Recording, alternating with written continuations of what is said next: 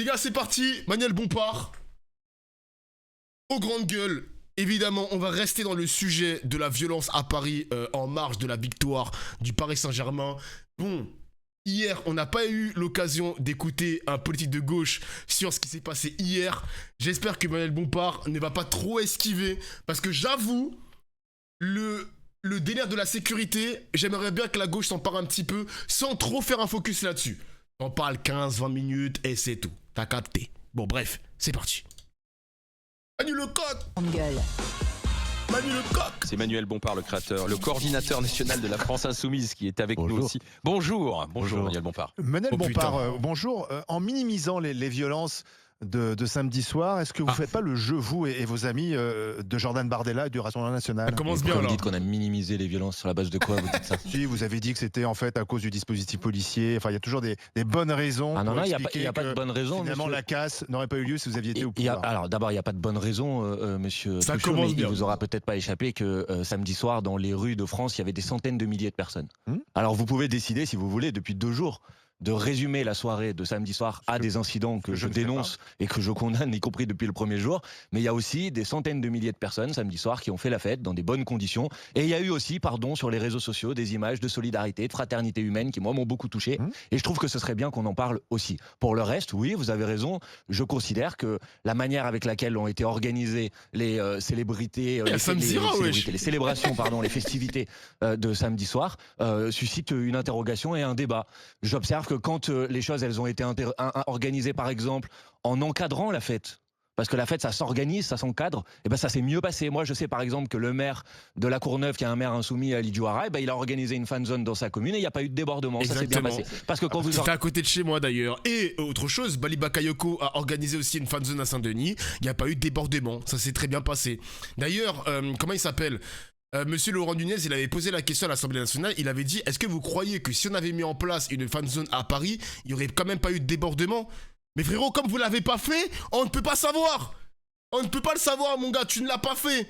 Moi, ce que je retiens, c'est que dans les mairies LFI, fan zone, pas eu de débordement. Un enfant noir a été éborgné par les CRS. Ouais, j'ai vu, la news est tombée, les gars, la news est tombée. D'ailleurs, il y a la police des polices qui enquête en ce moment sur l'affaire.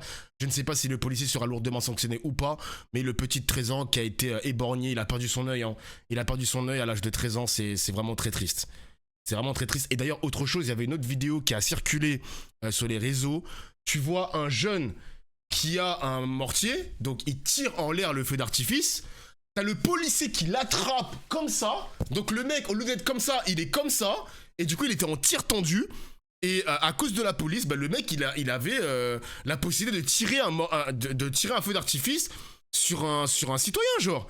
Ultra dangereux, la police. Ultra dangereux. Il tire en l'air, frérot, pourquoi tu l'arrêtes? T'es con, quoi? Ceux qui sont allés casser à Paris. Mais absolument pas. Mais non, mais parce que quand vous organisez les choses, quand vous les organisez bien, quand vous avez un lieu, quand vous faites en sorte qu'il y ait de la prévention. À Paris, il n'y a pas eu de dégâts. Peut-être pas une seule, non, parce que je crois que ça n'aurait pas suffi. Mais s'il y en avait eu plusieurs, s'il y avait eu un dispositif organisé, est-ce que je vous dis qu'il y aurait eu 0 violence? Je n'en sais rien. Je vous dis juste qu'on peut peut-être réfléchir. Et c'est pas vrai que de manière indifférente, la manière avec laquelle on organise la soirée produit immanquablement le même résultat. C'est pas vrai. Donc oui, on peut interroger la stratégie du maintien de l'ordre. Oui, on peut interroger.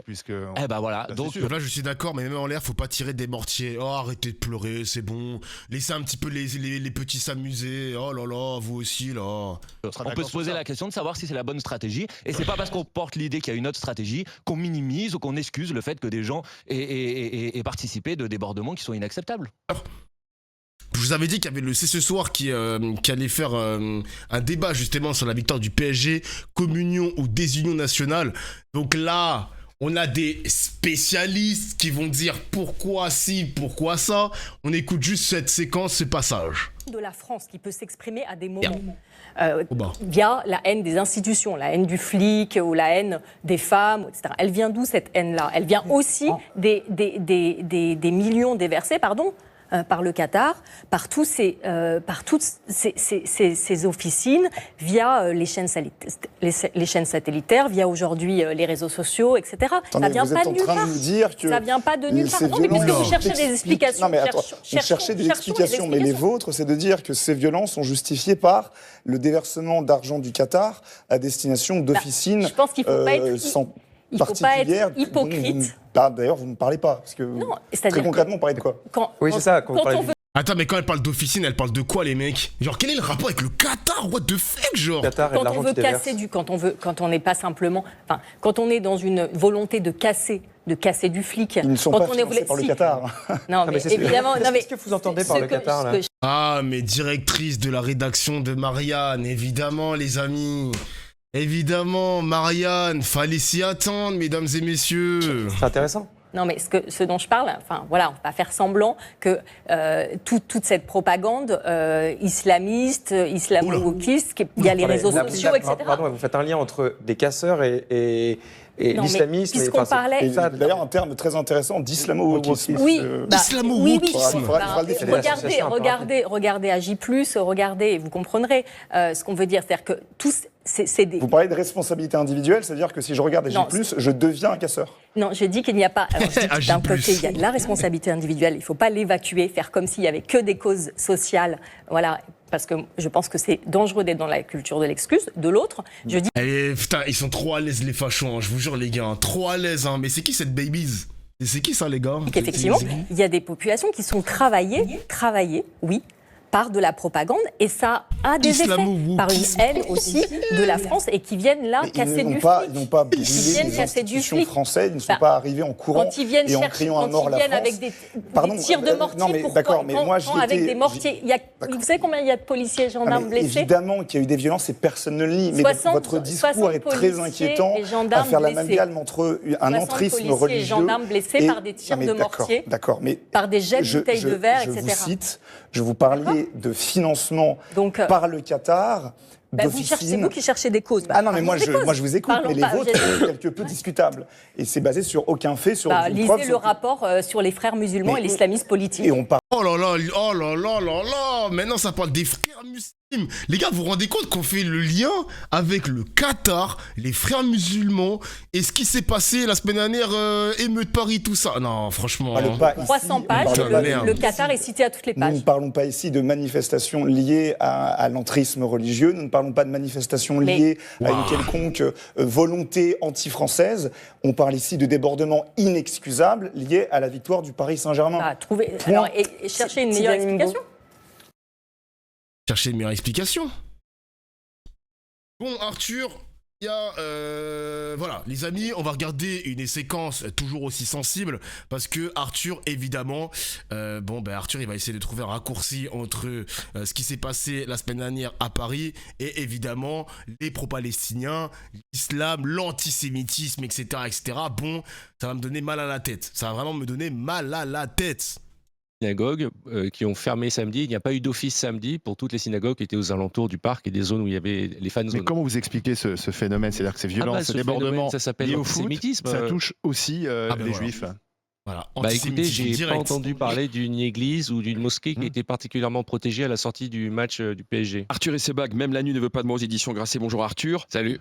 On parlait de verra-t-on un jour au Parc des Princes? Non, double champion d'Europe.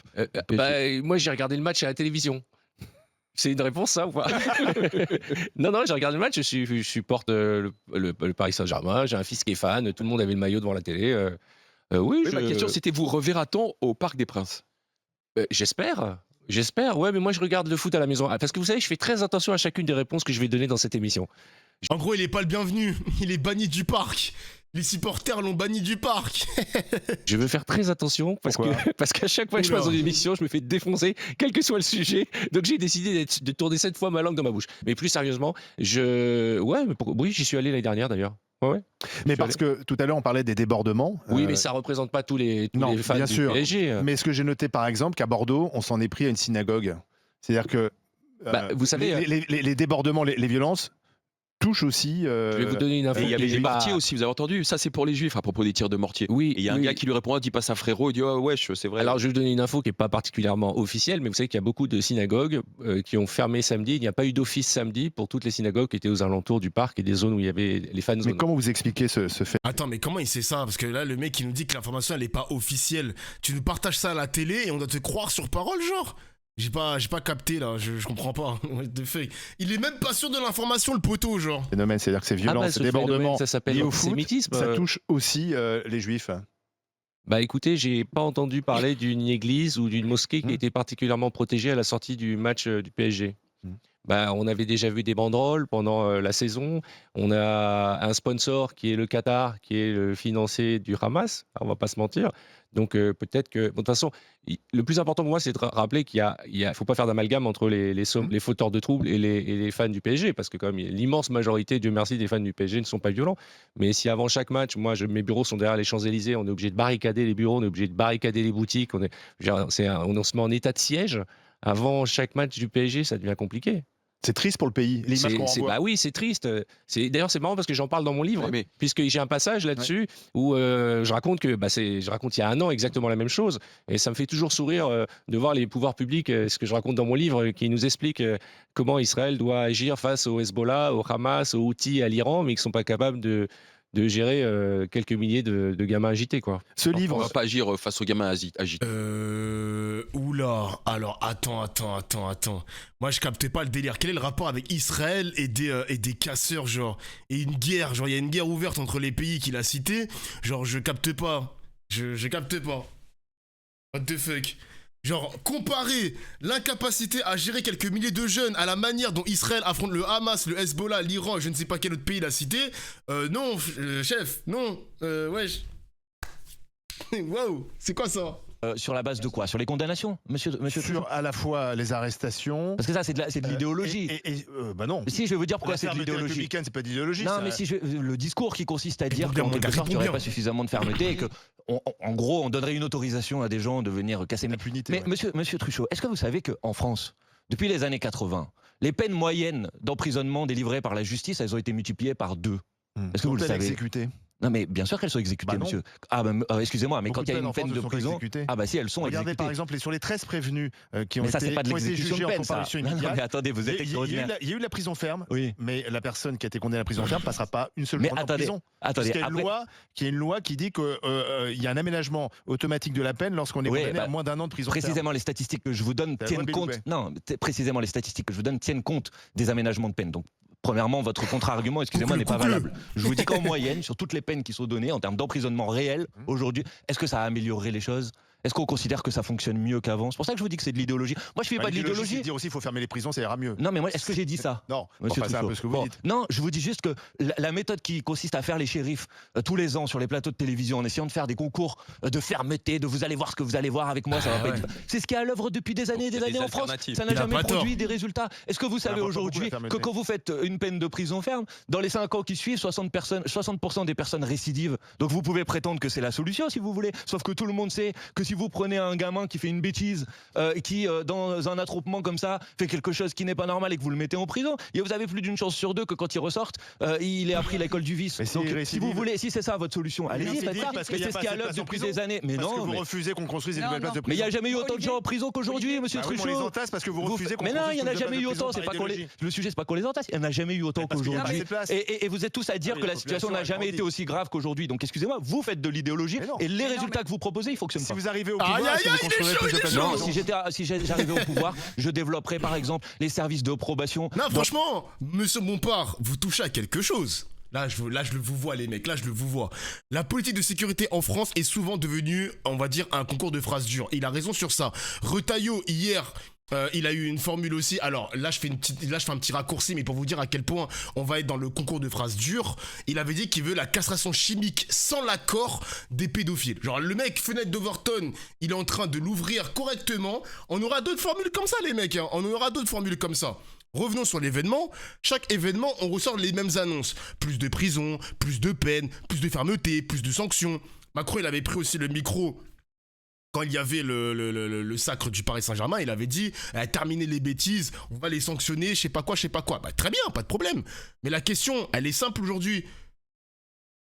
Ça va les arrêter? Est-ce que ça va empêcher réellement les violences suivantes? Enfin, sur les années suivantes? Oui ou non, le chat? Je comprends pas. Faut même pas tomber dans cette caricature, les amis, de la phrase dure, ouais, plus de fermeté, mais les peines planchées. J'ai vu aussi Bardella parler de ça. Quelqu'un qui commet une violence doit être condamné, ça j'ai bien l'entendre. La prison peut être nécessaire pour protéger la société, ça aussi j'ai bien l'entendre, on peut en débattre. Mais les gars, la politique pénale en France, elle est catastrophique, genre. Elle est catastrophique. Comme pour le cannabis, la prohibition ne fonctionne pas, il faut essayer une autre méthode, la légalisation, par exemple.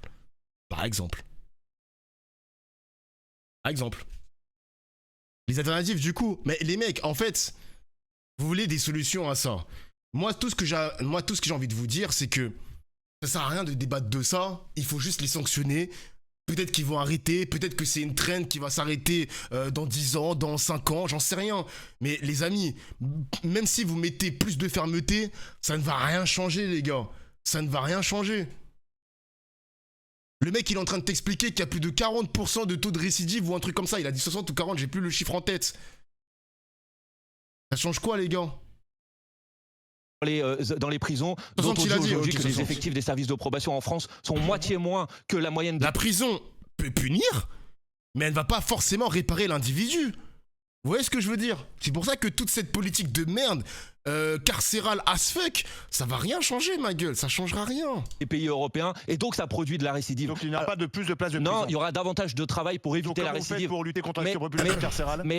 Vous ne construisez pas plus de places de je travaille prison. les alternatives à la prison parce que c'est ça qui fonctionne pour lutter contre la récidive. Voilà. Alors vous pouvez, si vous voulez, donc continuer à faire de l'idéologie, mais ça fonctionne pas vos histoires. Pardon de vous le dire, vos recettes, elles ne fonctionnent pas et elles nous ont mis dans la situation dans laquelle on est aujourd'hui. Non, c'est pas les miennes. Non, c'est pas les miennes. Non, c'est pas les miennes. Moi, la France Insoumise, elle n'a pas été au pouvoir depuis des décennies. Par contre, ceux qui se sont succédés au pouvoir, ils ont tous tenu les mêmes discours que ceux que vous êtes en train de tenir. Et ça n'a produit aucun des résultats. Non, absolument pas. Absolument pas. Absolument pas. Ce ont été les gardes des Sceaux récemment. C'est à peu près la même. Absolument pas. Les politiques qui sont à l'œuvre aujourd'hui, et y compris, pardon, je vous laisse parler parce que je crois que vous voulez intervenir. Allez-y, madame. Mais voyez, c'est ça le problème des grandes gueules. En fait, la formulation, ce n'est pas de dire la prison ne sert à rien. La meilleure formulation, c'est de dire que la prison ne peut pas être l'unique réponse, surtout si on refuse d'investir dans ce qui évite la récidive. Vous captez ou pas ? Parce que dans la tête de ces droitards libéraux là, parce que oui, là, les Truchot, les Marshall et les chroniqueurs, c'est tous des putains de libéraux pour te dire que la prison va forcément servir à quelque chose. Et c'est pareil à l'extrême droite. Les Zemmour, les Bardella, ils vont tous te dire la même formule. La prison ne peut pas être l'unique réponse. Et ils ont raison là-dessus. Putain, faudrait que je baisse mes volets là, parce que j'ai un flash sur la gueule. J'entends, mais en même temps, je me pose une question. Moi qui suis au contact de pas mal de ces jeunes, je me dis, finalement, ces jeunes, quand ils partent de chez eux, parfois les parents le savent, parfois les parents le savent pas, parce que tout le monde ne maîtrise pas ses ados, et la responsabilité des parents, elle est très importante, mais n'empêche que, au bout du compte, ce gosse qui part, qui commet un acte de délinquance un soir du match, on a plutôt intérêt à le sauver plutôt que d'essayer de nier son acte. Et donc, qu'est-ce qu'on met en place pour que ce jeune n'ait jamais l'envie et l'idée d'aller faire ça? C'est ça qui est intéressant. Vous avez raison. Parce que quand on sauve, c'est-à-dire que si on le punit pas, on le condamne, c'est-à-dire qu'il va recommencer. Donc l'idée, c'est de faire en sorte de comment on fait pour que ces gosses n'aient pas envie, et ils aient envie, comme vous dites, plutôt d'aller faire la fête, plutôt d'aller s'amuser, etc. Donc les vidéos ne mentent pas, même s'ils sont une minorité, même si c'est pas beaucoup. N'empêche que moi, quand je vois un jeune qui gâche tout, et pour les parents, c'est pas mieux. Bah oui. C'est pas mieux. Moi, j'ai connu des parents. Là, je suis pas là pour sucer les amis, mais là, enfin, on arrive au bon débat. Et là, c'est un truc où on va pouvoir débattre, vous et moi, le chat. C'est pas une question de gentil contre méchant, pas de laxisme, fermeté ou je ne sais pas quoi. La vraie question, qu'est-ce qu'on fait d'un jeune qui commet une violence ? Je sais pas moi, brûler une poubelle, casser une vitre ou je ne sais pas quoi. Qu'est-ce qu'on fait ? Là maintenant, je vous pose la question, le chat. Jolie chemise. Merci.